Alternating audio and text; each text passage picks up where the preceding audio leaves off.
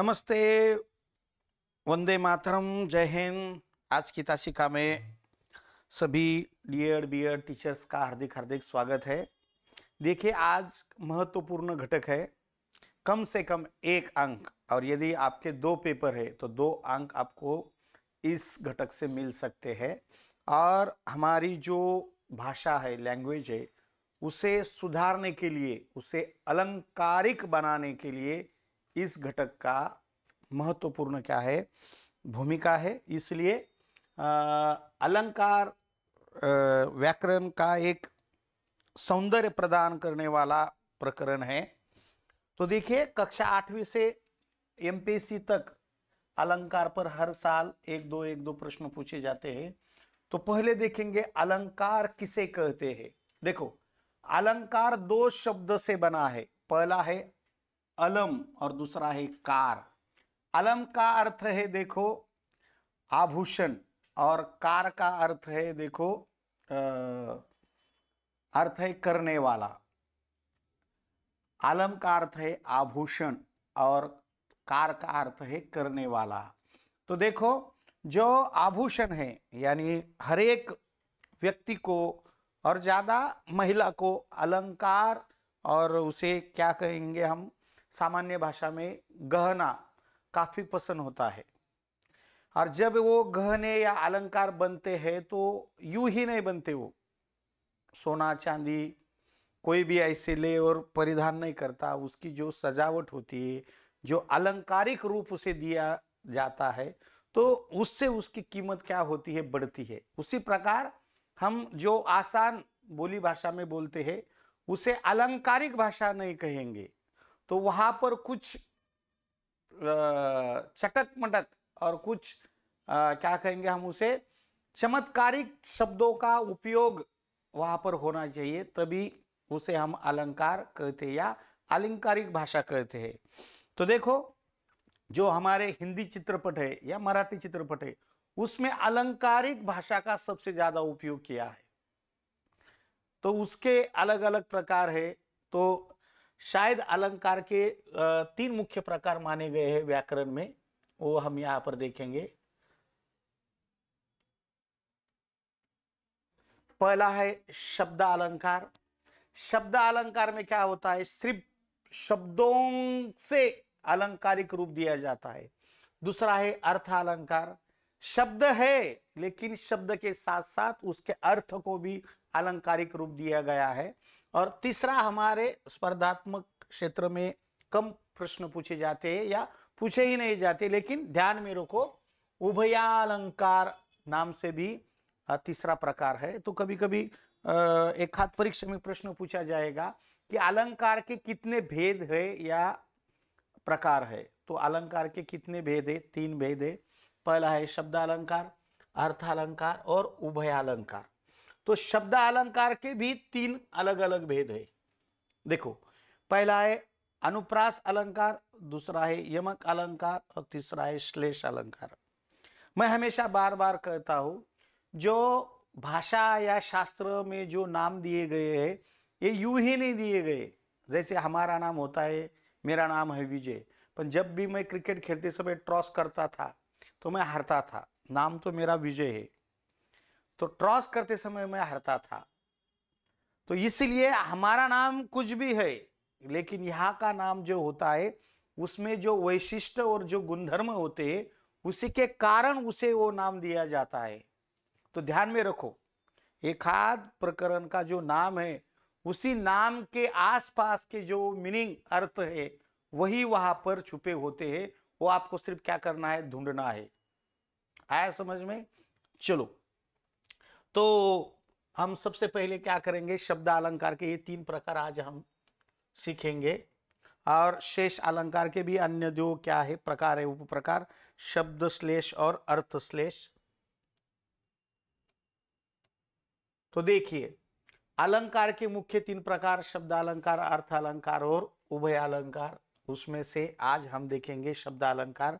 देखो, शब्द अलंकार किसे कहेंगे, जब शब्द के प्रयोग से काव्य में चमत्कार या सौंदर्य उत्पन्न होता है तो उसे शब्द अलंकार कहेंगे। किसकी सहायता से? शब्द की सहायता से। मैंने कहा था ना, शब्द अलंकार यूं ही नहीं कहेंगे हम, जहां पर सबसे ज्यादा उपयोग किसका होता है भाई, शब्द का होता है। और शब्द से क्या होता है, चमत्कार और सौंदर्य प्राप्त होता है। किसको, उस वाक्य को, उस पंक्ति को। तो उसे क्या कहेंगे हम, शब्द अलंकार कहेंगे। दूसरे शब्दों में शब्द अलंकार वे अलंकार होते हैं जो शब्दों के माध्यम से काव्य की शोभा बढ़ाता है। किसके माध्यम से, शब्द के माध्यम से। मैंने अभी अभी कहा है ना, मुख्य प्रकार या उप प्रकार या कोई भी अलंकार हो, उसका नाम यूं ही नहीं दिया है, उस नाम में ही सारा ज्ञान छुपा होता है। ये सबसे आसान ट्रिक्स है। चलो आगे जाएंगे फिर। और जो ज्ञान मराठी का है वही ज्ञान हिंदी में है, इसलिए कुछ अंतर नहीं है। अनुप्रास अलंकार का जो ज्ञान हम आपने बाला साहब शिंदे सर से जो सीखा होगा, वही ज्ञान मैं हिंदी में बता रहा हूं, और वही ज्ञान इंग्लिश में है। अलिट्रेशन शायद उसे अनुप्रास अलंकार को कहते, अलिट्रेशन, ध्यान में रखो, ठीक है। तो उसी प्रकार का ज्ञान मराठी, हिंदी और अंग्रेजी में है, तो कुछ दिक्कतें नहीं है। वही वही ज्ञान हम यहाँ पर देखेंगे, सिर्फ भाषा क्या है, अलग अलग है। देखो फिर यहाँ पर भगवान जो हमारे राम है, श्री राम प्रभु, तो उनके बारे में हमारे देश के जो राष्ट्रपिता है महात्मा गांधी जी हमेशा कहते थे कि रघुपति राघव राजा राम, पतित पावन सीताराम।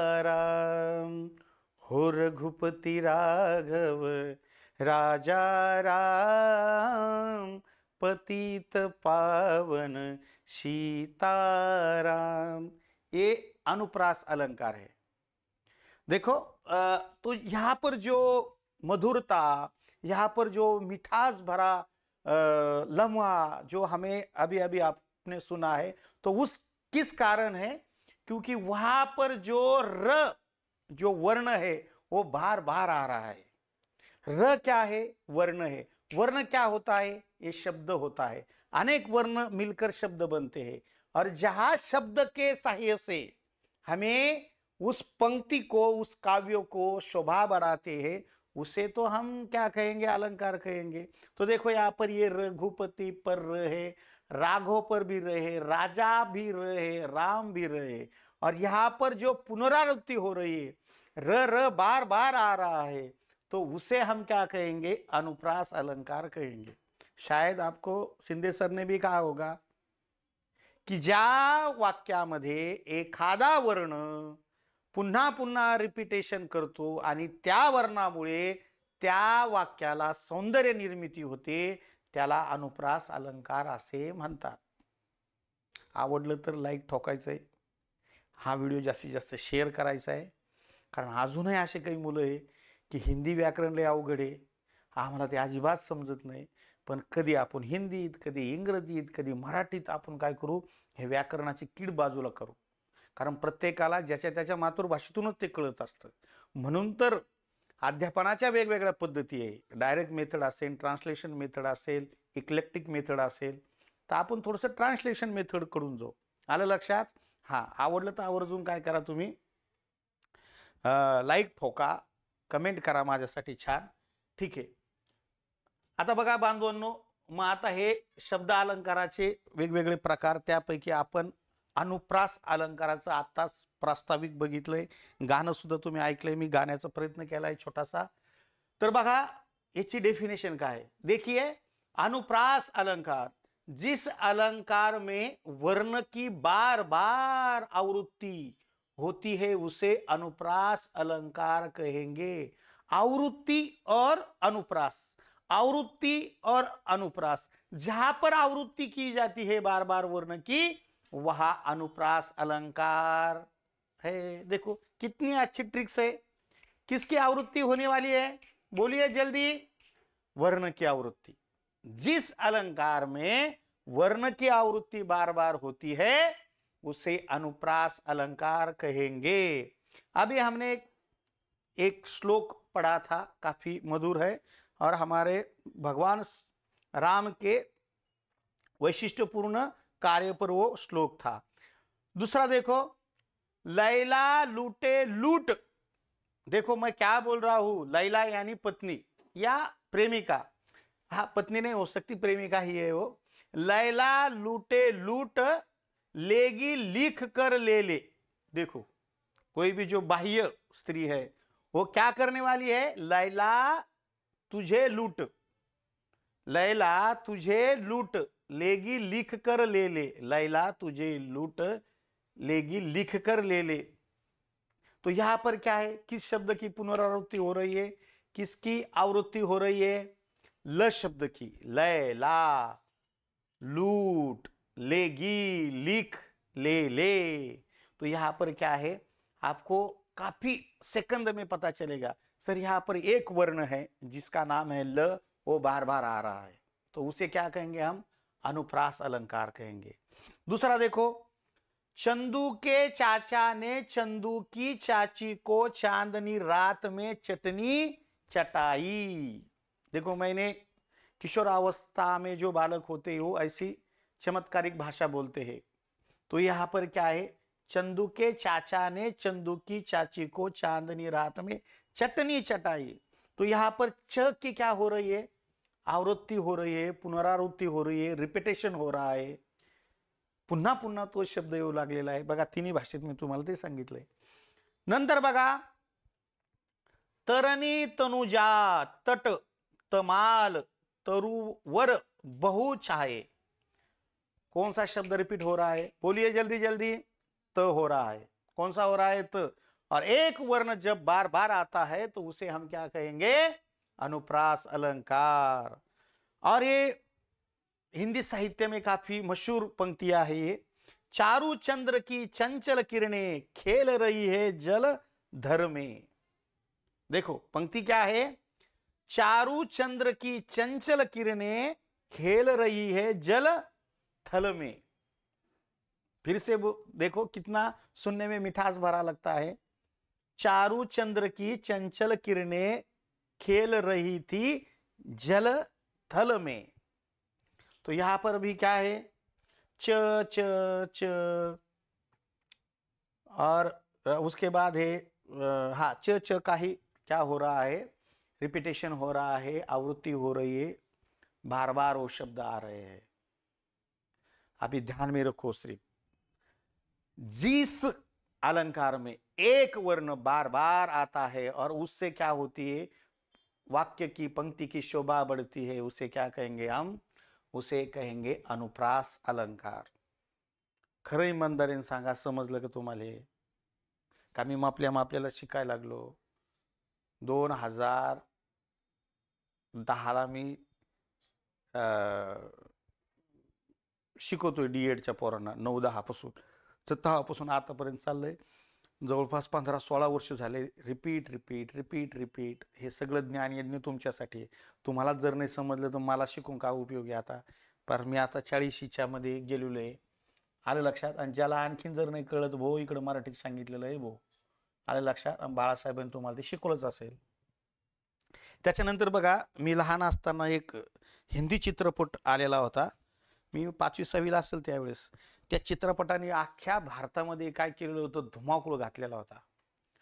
तो चित्रपट म्हणजे बांधवांनो राजा हिंदुस्थानी, आणि त्यांची नेमकीच वाद होतो, टाटाटूट होते, आणि वडील त्या काय नाव तिचं, करिश्मा कपूरला घेऊन जायला येतात, मग मध्ये काहीतरी अपघात होतो आणि ट्रॉफिक थांबलेली असते, म्हणून ते थोडेसे हॉटेल समोर जेवणासाठी थांबतात। मग तिथे एका गाण्याचा उदय झालेला असतो, आणि तिथे एक गायिका हातामध्ये डफ घेऊन काय करत असते, गात असते। त्याची पंक्ती होती बघा, परदेसी परदेसी जाना नहीं मुझे छोड़ के, है मुझे छोड़ के, परदेसी मेरे यारा वादा निभाना, मुझे याद रखना कहीं भूल न जाना, परदेसी परदेसी जाना नहीं। मुझे छोड़ के है, मुझे छोड़ के. खूप जबरदस्त गाणं होतं आणि ह्या गाण्यामुळे तो चित्रपट काय झाला बांधवांनो, तो अजरामर झालेला आहे. तर ह्या गाण्यामध्ये तुम्हाला काय रिपीट झालेलं दिसतं मला सांगा. कौन सा ऐसा शब्द है वो बार बार रिपीट हो रहा है.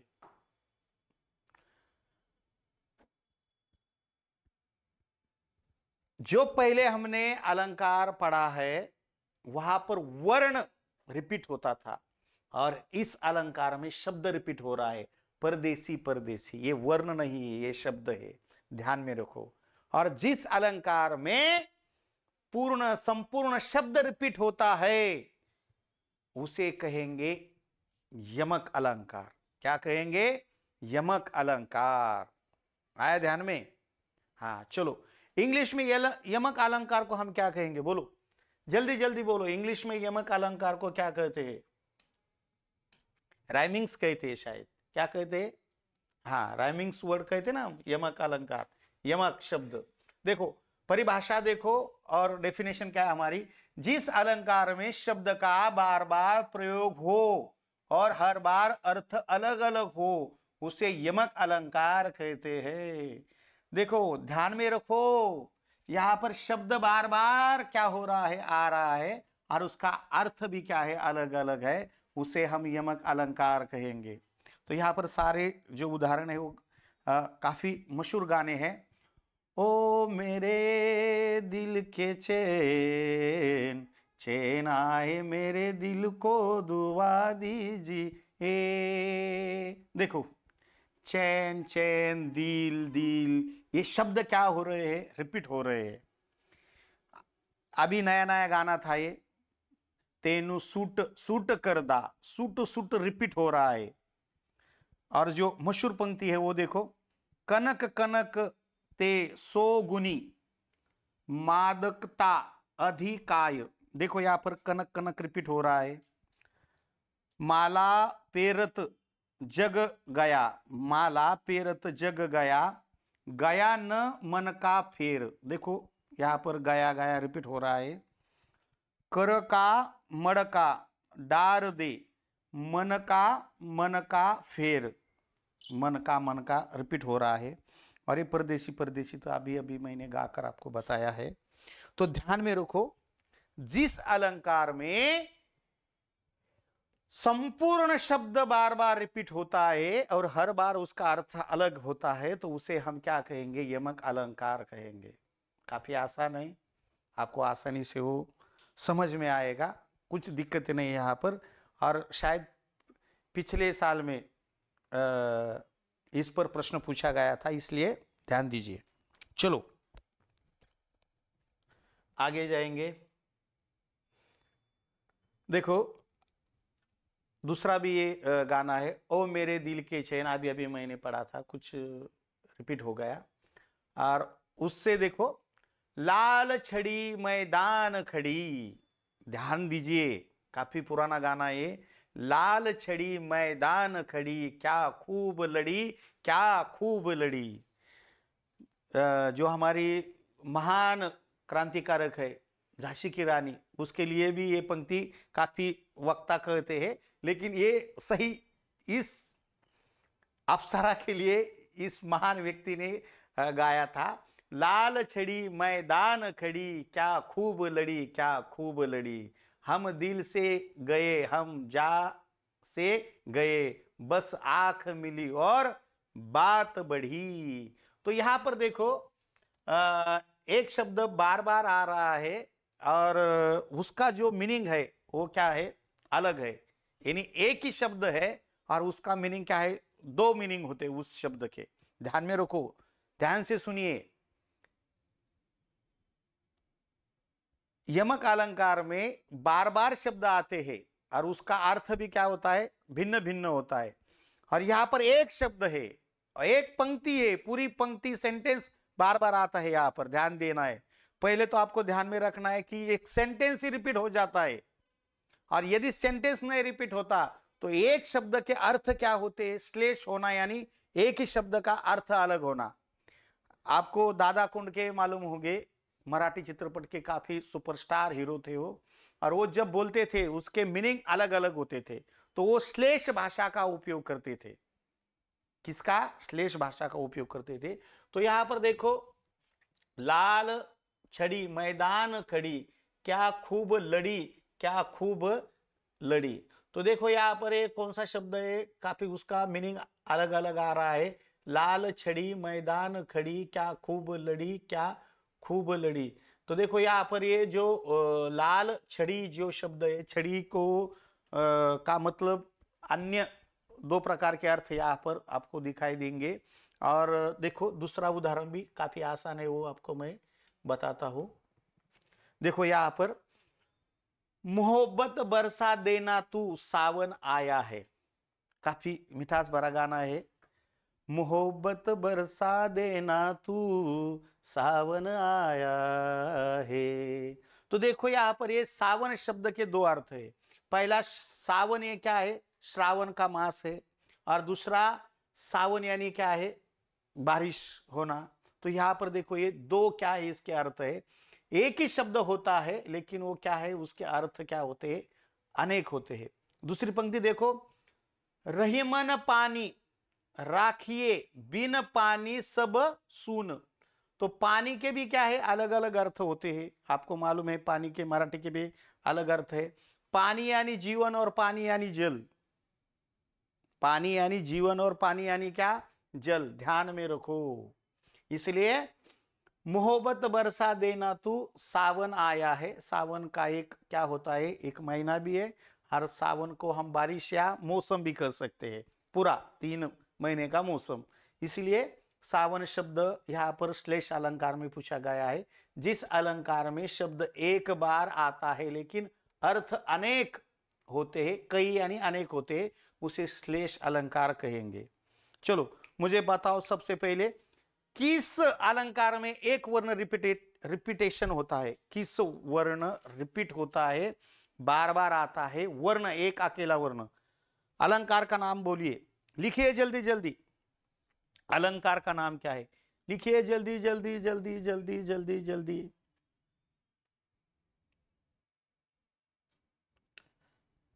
कौन सा अलंकार है, लिखिए जल्दी। हाँ, अनुप्रास। किस अलंकार में एक शब्द रिपीट होता है बार बार, एक शब्द, वर्ड?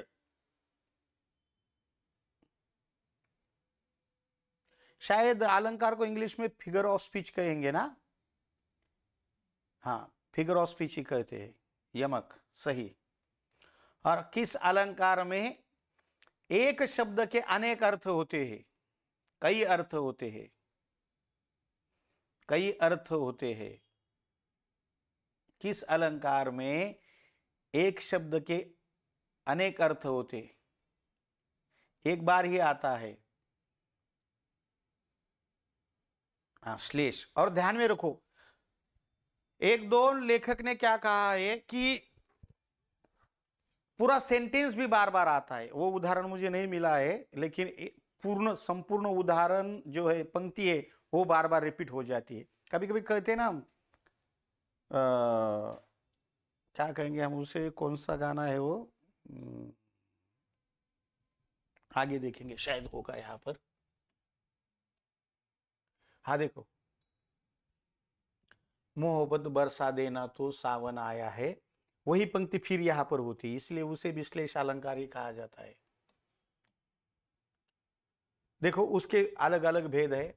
शब्द श्लेष में क्या होगा, जब एक ही शब्द से दो या दो से अधिक अर्थ निकलते हैं तो उस वाक्य दोनों अर्थों में सुंदरता और सार्थकता निर्माण होती है, तब वहां श्लेष अलंकार होता है। किससे? शब्द से दो अर्थ निकलते हैं। तो देखो यहां पर सभंग श्लेष, जब शब्दों को तोड़कर पृथक पृथक अर्थ प्राप्त हो तो वह सभंग श्लेष अलंकार होता है। जैसे राजा ने गज को